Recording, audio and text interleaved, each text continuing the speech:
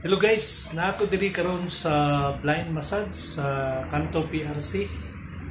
Kauban nako ang tapad ang banggiitang therapist ni John Peter Simon, si Arnold.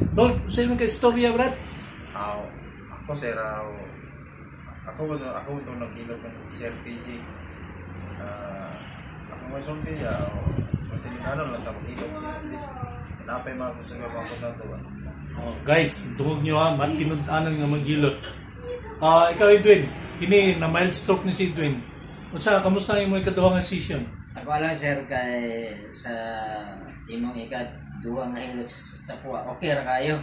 Kay murag na bawas-bawasan akong panglipong ba. Karon kay medyo makalagaw na ko. O mag-isa. Maka-massage na ka? Wala pa siguro.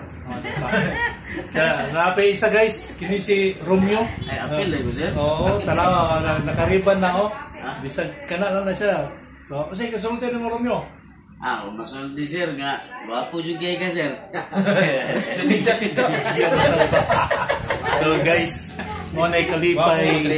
Guys, minaw guys, mo na kalipay sa mga visually impaired, no?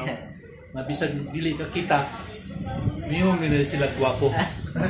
Sa tingog pa lang, may bawa lang tingog.